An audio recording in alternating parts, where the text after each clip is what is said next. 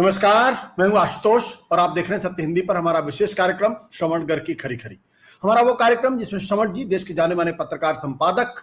अपनी तीखी टिप्पणियां करते हैं मौजूदा राजनीतिक माहौल पर और उनकी तीखी टिप्पणियों से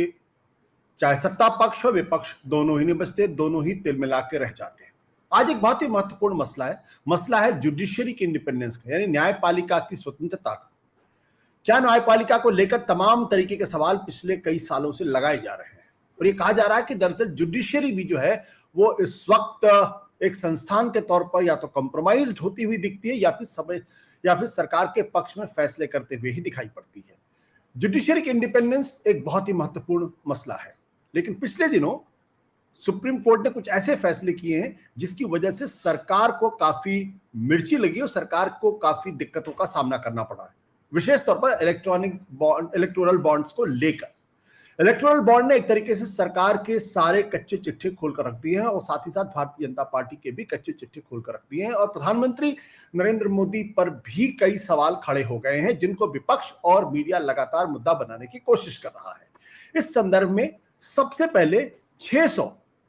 पहले 600 वकीलों ने एक चिट्ठी लिखी और इस चिट्ठी के माध्यम से कहने की कोशिश की गई कि दरअसल जुडिशरी को कुछ लोग अपने हिसाब से मैनिपुलेट करना चाहते हैं और अपने मनमाफिक फैसले करवाना चाहते हैं। और अब 21 पूर्व हाईकोर्ट और सुप्रीम कोर्ट के जजेस ने भी एक चिट्ठी लिखी है और इसी बात को दोहराया है कि एक ऑर्गेनाइज्ड अटेम्प्ट है कोर्ट को प्रेशराइज करके मन मुताबिक फैसले करवाने के लिए। अब ये इसमें से 4 सुप्रीम कोर्ट के पूर्व जजेस भी हैं, बहुत सारे हाई कोर्ट के जजेस हैं और कुछ उसमें से हाई कोर्ट के मुख्य न्यायाधीश भी रहे हैं। दरअसल ये पूरी एक्सरसाइज क्या कहानी कहती है, इसका मतलब क्या है और क्यों इस तरीके की चिट्ठियां लिखी जा रही हैं, जानेंगे श्रवण गर्ग जी। श्रवण जी, आपका बहुत बहुत स्वागत है हमारे विशेष कार्यक्रम में। ये जो चिट्ठियां आई है, आपको लगता है कि वाकई में सुप्रीम कोर्ट पे दबाव डालकर प्रेशराइज करके मन मुताबिक फैसले की बात की जा रही है? देखिए, ये पूरे मामले में टाइमिंग का इशू है जी कि किस समय चिट्ठियां लिखी जा रही है। मतलब आप अपनी पत्नी को भी रोज चिट्ठी नहीं लिखते हैं, मतलब कभी जरूरत पड़ती तो लिखते हैं, प्रेमिका को भी नहीं लिखते हैं जी। तो ये सुप्रीम कोर्ट में अचानक से क्या हो, सुप्रीम कोर्ट को लेकर चिट्ठियां लिखी जाती हैं, मतलब बाहर के लोग लिखते रहे, मतलब ब्यूरोक्रेट्स लिख रहे हैं या फैसलों को लेकर लिख रहे हैं या जो चल रहा है बाहर उसको लेकर लिख रहे हैं या धर्म संसदों को लेकर लिख रहे हैं,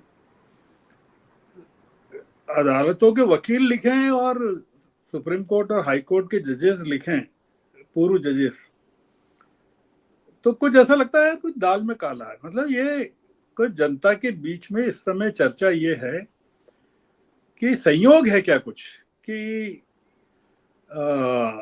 अदालतों में कुछ महत्वपूर्ण फैसले हो रहे हैं जो, जैसा आपने भूमिका में भी कहा, और उससे सरकार को दिक्कत हो रही है और सरकार इस समय दूसरी कारणों से भी खतरे में है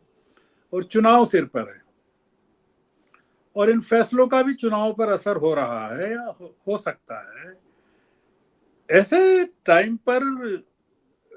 वकील भी चिट्ठियां लिखे हैं और जजेस भी चिट्ठियां लिखे हैं, तो लोग ये जानना चाहते हैं कि ये कोई संयोग है कि कुछ पहली बार मतलब इस तरह से हो रहा है, तो कुछ इसमें कुछ योजनाबद्ध तरीके से हो रहा है कि कोइंसिडेंस है, ये लोग जानना चाहते हैं। अब जैसे जो 600 वकीलों वाली चिट्ठी है उसका नेतृत्व सालवे साहब ने किया और सालवे साहब इलेक्टोरल बॉन्ड्स में एसबीआई के वकील के तौर पर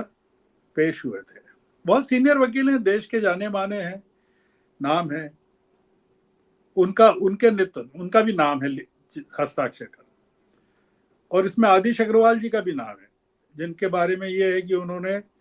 ये इलेक्टोरल बॉन्ड के मामले को प्रेसिडेंशियल रेफरेंस में डालने की कोशिश की थी।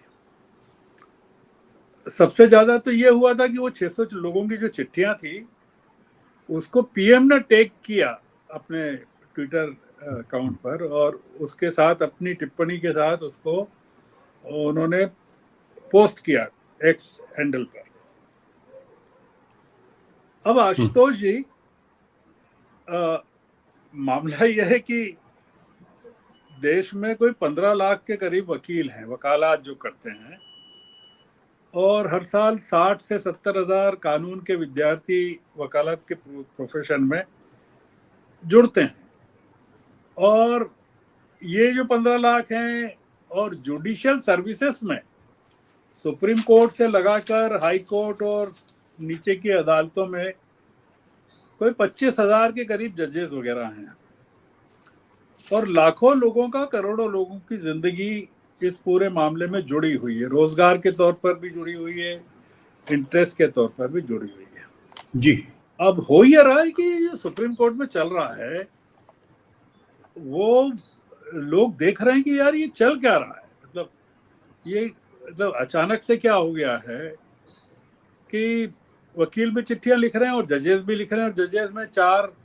जैसा आपने भी कहा कि 4 जजेस हैं सुप्रीम कोर्ट की, जो रिटायर्ड जजेस हैं, और 21 जो हैं अलग अलग अदालतों के हैं। उसमें जो 4 जजेस हैं उसमें काफी बड़े नाम हैं, कृष्ण मुरारी भी हैं और एम.आर. शाह भी हैं, और 2 लोग और हैं। क्या हो गया? तो क्या इसका कोई संबंध इस चीज से है कि जैसे ये वीवीपैट वाला मामला आज मान लो सुप्रीम कोर्ट में आता है जैसा कि अपेक्षित है,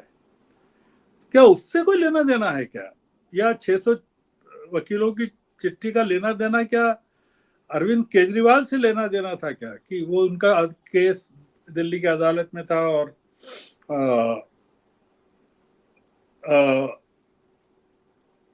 ये अभिषेक मनु सिंघवी उसमें बहुत तर्कपूर्ण अपील, उन्होंने जोरदार बहस कर रहे थे। ये नहीं है, ये मामले ही नहीं है। जो मतलब लगता ये है प्राइमा फेसाई कि ये जो मामला है वो वीवीपैट से संबंधित हो सकता है, अरविंद केजरीवाल संबंधित हो सकता है, और दूसरे मामले कि जो आम लोगों के बीच में चर्चा का है कि मान लो बहस का मुद्दा रोस्टर का हो, रोस्टर के प्रति शिकायत का हो, कॉलेजियम का हो, या नेशनल जुडिशियल अपॉइंटमेंट कमीशन का हो, या अभी दुष्यंत दवे जो हैं एक इंटरव्यू में शिकायत कर रहे थे कि कुछ रोस्टर को लेके शिकायत कर रहे थे कि कुछ खास मामले विशेष बेंच को भेजे जाते हैं, और वो ये जो वर्तमान चीफ जस्टिस है उनकी अदालत, उनके कार्यकाल में भी हो रहा है। इन चिट्ठियों में ये भी चिंता नहीं है कि संविधान खतरे में है। मतलब माना जा सकता है कि अगर वो कहें कि भाई ये जो लोग सत्तारूढ़ दल के लोग कह रहे हैं कि हमको बहुमत इसलिए चाहिए कि हम संविधान बदलना चाहते हैं, तो न्यायपालिका को सबसे पहली चिंता तो ये होनी चाहिए कि संविधान बदल जाएगा तो फिर अदालतें क्या करेंगी, जजेस क्या करेंगे। तो वो इस पर चिंता करें कि भाई चिट्ठी में ये लिखें कि कुछ लोग ये कह रहे हैं कि हम संविधान को बदल देंगे, वो भी नहीं है। तो जो नजर आता है प्राथमिक तौर पर कि ये जो चिट्ठियां हैं, ये महत्वपूर्ण फैसले वो जो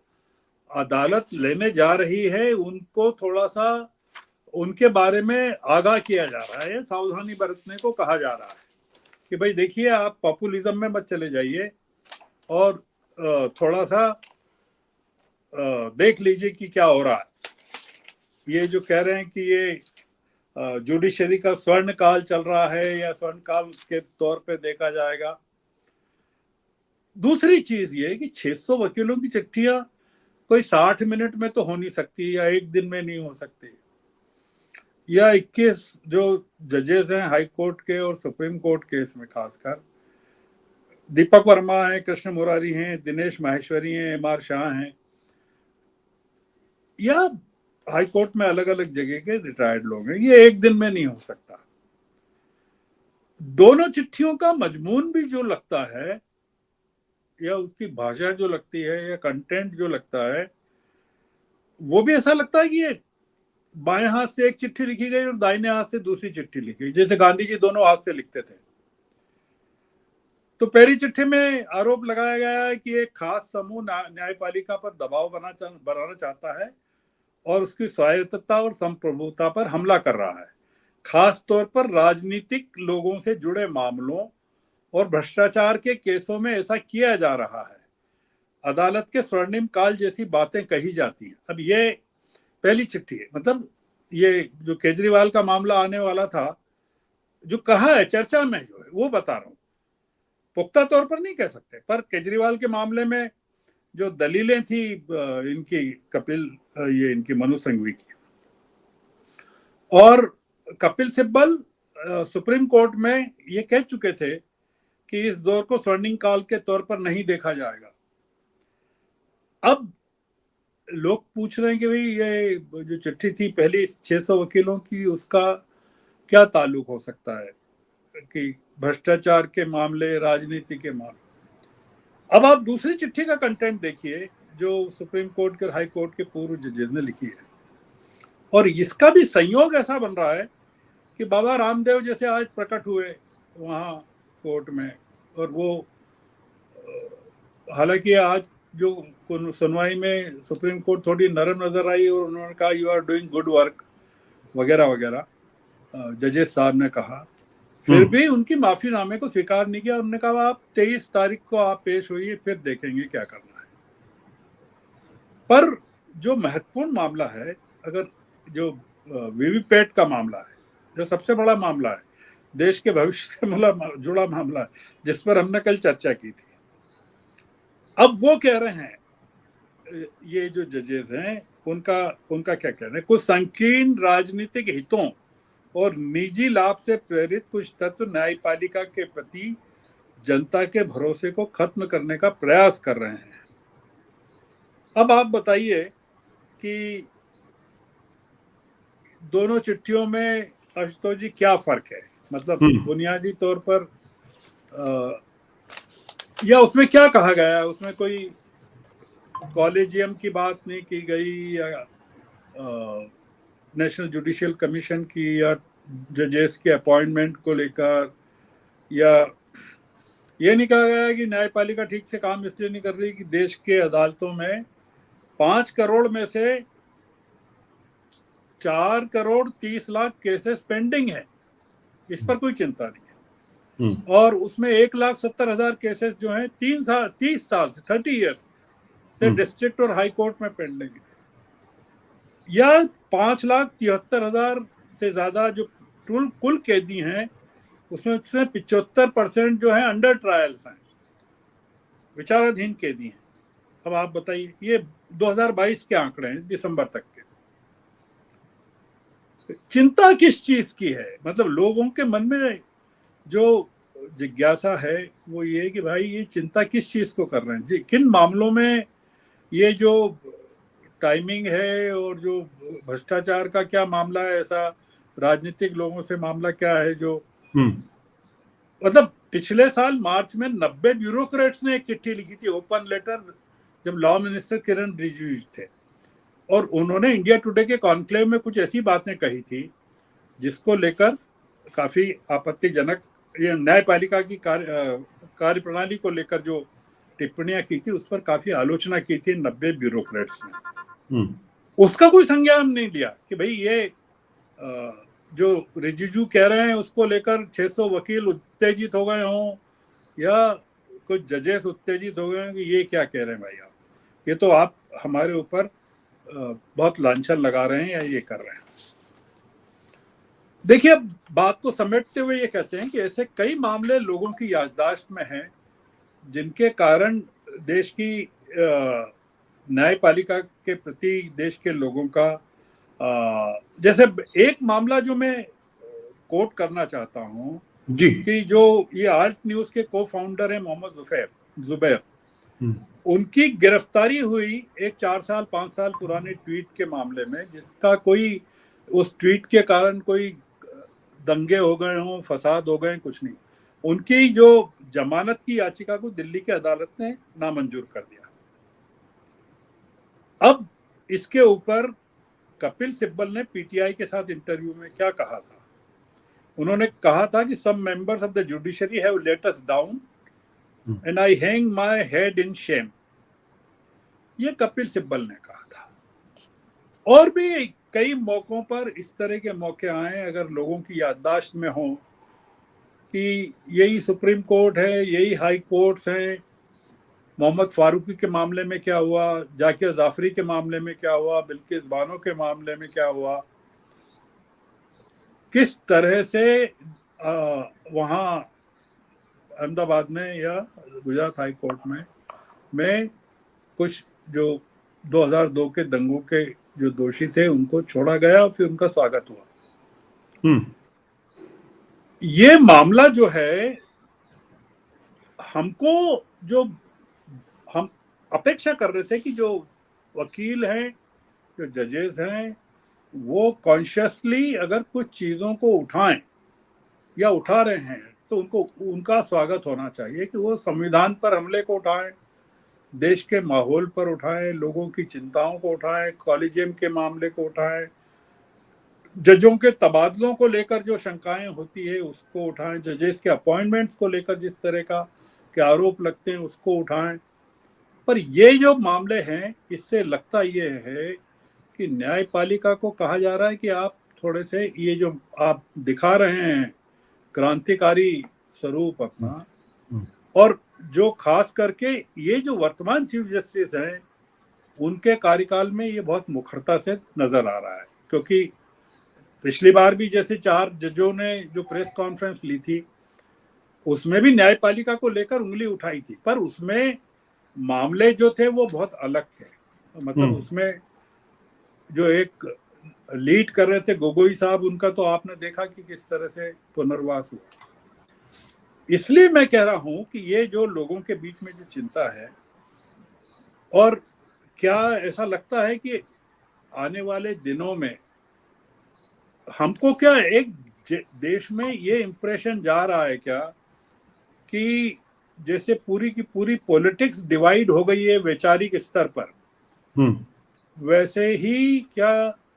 न्यायपालिका का जो पूरा सिस्टम है, जो एक